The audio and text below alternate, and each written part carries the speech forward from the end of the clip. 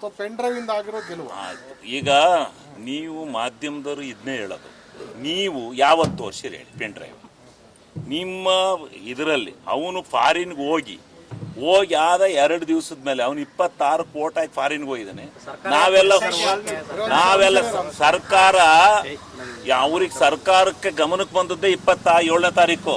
27ನೇ ತಾರೀಕು SIT ರಚನೆ ಮಾಡಿ ಆದಮೇಲೆ ಅವನು ಮೊದಲನೇ ನಿಮ್ಮ ಮಾಧ್ಯಮದವರಿಗೆ ಮತ್ತೆ ಎಲ್ಲ ಅದು ಯಾರ್ಯಾರು ಪೆನ್ ಡ್ರೈವ್ಗೆ ಹಿನ್ನೆಲೆ ಇದ್ದರು ಅವರೆಲ್ಲರೂ ಯಾವುದೇ ಕಾರಣಕ್ಕೂ ಪೆನ್ ಡ್ರೈವನ್ನು ಅವನ ಅಶ್ಲೀಲವಾದಂಥ ದೃಶ್ಯಗಳನ್ನು ಮಾಧ್ಯಮಗಳಲ್ಲಿ ಪ್ರಸಾರ ಮಾಡ್ಬೋದು ಅಂತ ಕೋರ್ಟ್ನಲ್ಲಿ ಸ್ಟೇ ತಗೊಂಡಿದ್ದ. ಅವನು ಸ್ಟೇ ತಗೊಂಡಿದ್ರ ಪ್ರತಿಫಲ ಯಾರೊಬ್ಬರು ಅದನ್ನು ಈಚೆ ಕಡೆಗೆ ತಳ್ಳಿಲ್ಲ. ಯಾರ ಹತ್ರ ಒಬ್ಬರು ಇದ್ದರೆ ಅದನ್ನು ಯಾರಿಗಾರು ಒಬ್ಬನಿಗೆ ತೋರ್ಸೋದು ಬಿಟ್ಟರೆ ಇನ್ನೊಬ್ರಿಗೆ ತೋರಿಸಿಲ್ಲ. ಅದು ಪ್ರಜ್ವಲ್ ರೇವಣ್ಣಂದು ಅಂತ ಮುಖ ಹೇಳಿದ್ದು.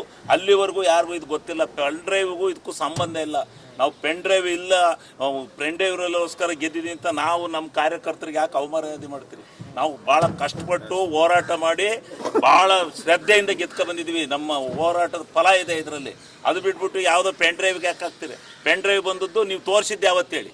ನೀವು 27ನೇ ತಾರೀಕು ತೋರಿಸಿ 26ನೇ ತಾರೀಕು ಚುನಾವಣೆ ನಡೆದೈತಿ, 27ನೇ ತಾರೀಕು ತೋರಿಸ್ಬಿಟ್ಟು ಪೆನ್ ಡ್ರೈವ್ ಅಂದರೆ ಅಂದರೆ ನೀವು ಮಾಧ್ಯಮದವ್ರು ಹೋಗ್ತೀರಂದ್ರೆ ಮಾಧ್ಯಮದವ್ರು ಯಾವತ್ತು ತೋರಿಸಿರೋ SIT ಫಾರಮ್ ಆದ ಬೆಳಿಗ್ಗೆ ನೀವು ತೋರಿಸಿದ್ದು.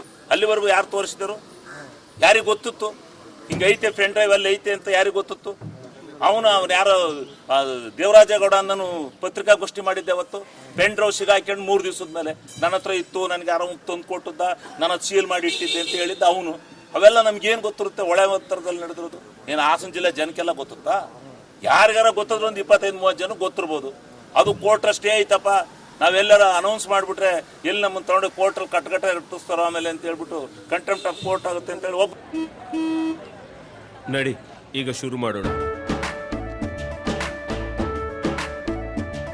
ಕೇಸರಿಯಿಂದ ಮನೋಲ್ಲಾಸ ಮನಸ್ಸು ಮತ್ತೇರಿ ಕುಣಿದಾಡಿದೆ ನೋಡು, ಮನಸ್ಸು ಮತ್ತೇರಿ ಕುಣಿದಾಡಿದೆ ನೋಡು.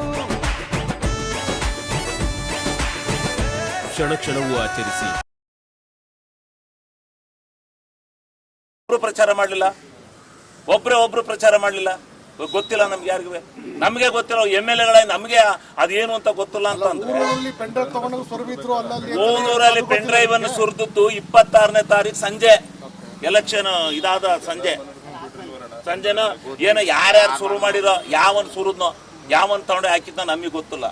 ಒಟ್ಟಾರೆ 26ನೇ ತಾರೀಕು ಸಂಜೆ ಹಿಂಗೆಲ್ಲ ಬಿದ್ದವಂತೆ ಅಂತ ಪ್ರಚಾರ ಆಯ್ತು. ಎಲ್ಲೆಲ್ಲಿ ನೋಡಿದ್ರು ಪ್ರಚಾರ ಆಯ್ತು. 26ನೇ ತಾರೀಕು ಸಂಜೆ ಅದಾಗಿರೋದು. 26ನೇ ತಾರೀಕು ಬೆಳಿಗ್ಗೆ ಎಲೆಕ್ಷನ್ ಮುಗಿದೋಯ್ತು. 26 ಸಂಜೆ ಗೊತ್ತಾಗಿದೆ ಎಲ್ಲರಿಗೂ ಪೆನ್ ಡ್ರೈವ್. ಎಲ್ಲ ಪ್ರಭಾವ ಎಲ್ಲ ನಮ್ಮ ವೈಯಕ್ತಿಕವಾದ ವರ್ಚಸ್ಸಿನ ಮೇಲೆ, ನಮ್ಮ ಕಾರ್ಯಕರ್ತರ ಹೋರಾಟದ ಮೇಲೆ ಗೆದ್ದಿದ್ದೀವಿ. ದೇವೇಗೌಡರ ಕುಟುಂಬದ ವಿರುದ್ಧ ಗೆದ್ದಿದ್ವಿ. ಅವರ ವಿರುದ್ಧ, ರಾಜಕಾರಣದ ವಿರುದ್ಧ ಗೆದ್ದಿದ್ದೀವಿ ನಾವು. ಇದು ಪ್ರಥಮ ಬಾರಿಗೆ. ಎಲ್ಲಿ ಬೇಕಾದ್ರೂ ಹೇಳ್ತೀವಿ, ಸಾಬೀತು ಮಾಡಿ ತೋರಿಸ್ತೀವಿ ನೋಡಿ. ದೇವರಾಜೇಗೌಡ ರೇವಣ್ಣ ಅವ್ರ ಕುಟುಂಬ ನನ್ನ ವಿರುದ್ಧ ನಿಂತಿದ್ದೇನೆ, ಅವ್ರು ಮುಗಿಸ್ತೇನೆ, ಅವ್ರ ಪೆನ್ ಡ್ರೈವ್ ಇದೆ ಅಂತ ಹಿಂದೆ ಒಂದ್ಸಲ ಹೇಳಿದ್ರು ಅವ್ರ ಪತ್ರಿಕೆ. ಯಾರು ದೇವರಾಜೇಗೌಡ ಆಗಲ್ಲ ಹೇಳಿದ್ದು. ದೇವರಾಜೇಗೌಡ ಅಲ್ಲಿಗೆ ಒಂದು 4-5 ತಿಂಗಳ ಹಿಂದೆ ಒಂದು ಲೆಟ್ರೇಟ್ ಒಂದು ಪೆನ್ ಡ್ರೈವ್ ನನ್ನ ಹತ್ರ ಎಂಥದ್ದು ಇದೆ ಇಸ್ಲೀನ್ ಇದು, ಅದು ಬಿಡ್ತೀನಿ ಅಂತೇಳಿ ಅವ್ನು ಹೇಳ್ಕೊಂಡೇ ಇದ್ದ. ಅವ್ನು ಯಾರಿಗೂ ಬಿಟ್ಟಿರ್ಲಿಲ್ಲ. ಯಾವನ್ ಬಿಟ್ಟ ಯಾರಿಗೂ ಗೊತ್ತು, ಯಾವನೋ ಬಿಟ್ಟ ಹಿಡ್ಕೊಂಡು ಹಾಕಿ SIT ಆಯ್ತಲ್ಲ, SIT ಆಯ್ತಲ್ಲ, ಇದು ಬಿಡ್ಲಿ. ದೇವರಾಜೇಗೌಡ ಹೇಳಿದ್ನಲ್ಲ ನನ್ನ ಹತ್ರ ಒಂದು ಐತಿ ಅಂತವ, ಅವನೇ ಬಿಟ್ಟಿರ್ಬೇಕು. NR ಸರ್ಕಲ್ ಅಲ್ಲಿ ಮಾಡ್ತೀನಿ ಬಿಡ್ತೀನಿ ಅಂತಲ್ಲ, ಅವನೇ ಬಿಟ್ಟಿರ್ಬೇಕು. ಅವ್ನು ತೋರಿಸ್ತಲ್ಲ. ಯಾರ್ಯಾರಿಗೆ ಮನೆಗೆ ಹಂಚಕ್ಕಾಗುತ್ತೇನ್ರಿ? ಒಂದು 5 ಲಕ್ಷ ಕುಟುಂಬ ಇರೋ ಮನೆಗೆ ಯಾರೋ ಅಲ್ಲಿ ಒಂದು ಹೆಸರು ಅಲ್ಲಿ ಯಾವನ್ ನೋಡ್ದೆ ಹೋದ ಸಿಗಾಕೊಂಡು ಅದು ಪೂರ್ಣ ಬಂದದ್ದು. ನೀವೆಲ್ಲಾ ಮಾಧ್ಯಮದವರು ಸಾರಾಸಟ್ಟಾಗಿ ಇದು ಆಗಿದೆ ಅಂತೇಳಿ ನೀವು ಮಾಧ್ಯಮದವ್ರು ಬರೋವರೆಗೂ ಜನಕ್ಕೆ ಗೊತ್ತಿರಲ್ಲ. ಅದನ್ನು ಹೋಲಿಕೆ ಮಾಡಿ. ಯಾಕೆಂದ್ರೆ ನಿಷ್ಠಾವಂತರ ಕಾರ್ಯಕರ್ತರ ನಾವು ಗೆದ್ದು ಬಂದು ನೀವು ಎಂತದ ಪೆನ್ ಡ್ರೈವ್ ಅಂದ್ರೆ ನಾವೆಲ್ಲ ಆತ್ಮಹತ್ಯೆ ಮಾಡಿ. ಈಗ ದೇವೇಗೌಡರ ಕುಟುಂಬದ ವಿರುದ್ಧ ಹೋರಾಟ ಅಂದ್ರೆ ಹಾಸನದಲ್ಲಿ ಪ್ಲಸ್ ಆಯ್ತು ಅಂದ್ರೆ ಹಳೆ ಮೈಸೂರು ಭಾಗದೆಲ್ಲ ಹೊಡೆತ ಕೊಟ್ಟಿದೆಯಲ್ಲ. ಎಲ್ಲಿ ಯಾವ ಹಳೆ ಮೈಸೂರು ಭಾಗದಲ್ಲಿ ಎಷ್ಟು ಜನ ಗೆದ್ದಿದ್ದಾರೆ ಸರ್ ಕಾಂಗ್ರೆಸ್? ಸರಿ, ಮಂಡ್ಯ ನಾನು ಹೇಳದ್ ಕೇಳಿ. ಮಂಡ್ಯ, ಮೈಸೂರಿನಲ್ಲಿ ಕೊನೆ ಗಳಿಗೆನಲ್ಲಿ ಏನು ಮಾಡಿದ್ರು, ಕ್ಯಾಂಡಿಡೇಟ್ ಚೇಂಜ್ ಮಾಡಿ ಯದುಕುಮಾರ್ ಇವರು ಏನು ಯದುರಾಜ್ ಹಾಕಿರು. ಒಂದು ಯಾಕೆ ಗೆಲ್ತು ಅಂತ ಹೇಳ್ತೀನಿ ಕೇಳಿ. BJP ಮತ್ತು JDSನ ಒಂದು ಹೊಂದಾಣಿಕೆಯ ಫಲ ಕಾಂಗ್ರೆಸ್ಗೆ ಸ್ವಲ್ಪ ಹೊಡೆತ ಬಿದ್ದಿದೆ ಅನ್ನೋದು ನಾವು ಒಪ್ಕೋತೀವಿ ನಾವು. ಇಲ್ಲ, ಅವರು ನೇರವಾಗಿ ಅವರ ಓಟು ಇಬ್ರು ಓಟು ಕೂಡಿದಾಗ ನಮಗೆ ಸ್ವಲ್ಪ ಹಿನ್ನಡೆ ಆಗಿರೋದು ನಿಜ. ಅವ್ರು ಮೊದಲನೇ ಟ್ರಾಂಗ್ಯುಲರೇ ಈ ರೀತಿ ಇಬ್ರು ಹೊಂದಾಣಿಕೆ ಮಾಡ್ಕೊಂಡೆ ರಾಜಕಾರಣ ಮಾಡ್ತಾರೆ ಅನ್ನೋದು ಗೊತ್ತಾಯಿದ್ರೆ ನಾವು ಒಂಥರದ ರಾಜಕಾರಣ ಮಾಡ್ತಾ ಇದ್ದೀವಿ. ಹಾಸನದಲ್ಲಿ ಹಂಗಾರೆ ನೀವು JDS ಅವರು ಬಿಜೆಪಿ ಹೊಂದಾಣಿಕೆ ಆಗಿಲ್ಲ ಸರ್ ಇಲ್ಲಿ? ಎಲ್ಲಿ ಮೈತ್ರಿ ಮಾಡಿಲ್ಲ. ಎಲ್ಲಿ ಅಲ್ಲಿ ಮಾಡಿರು ಬಿಜೆಪಿಯರಿಗೆ ಓಟ್ ಹಾಕ್ಯಾರೆ. ಬಿಜೆಪಿಯರಿಗೆ ಹಾಕ್ಯಾರೆ. ಹಾಕಕ್ಕೆ ಇಂಟ್ರೆಸ್ಟ್ ಇದ್ದ ನೋಟಕ್ಕೆ ಹಾಕ್ಯಾರೆ.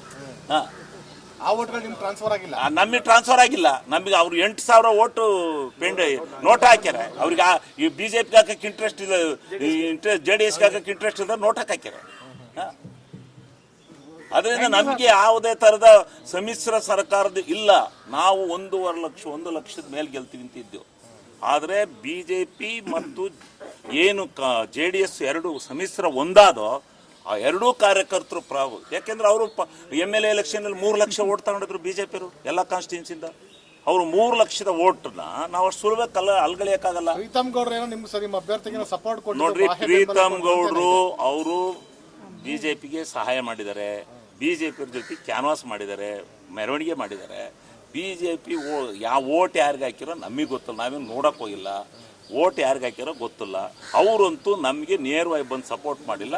ಅವರಂತೂ BJP ಸಪೋರ್ಟ್ ಮಾಡಿದ್ದಾರೆ. ಅವ್ರು ಏನು ಮಾಡಿದ್ದಾರೆ, JDS ಸಪೋರ್ಟ್ ಮಾಡಿದ್ದಾರೆ, ನಮಗೆ ಗೊತ್ತಿಲ್ಲ.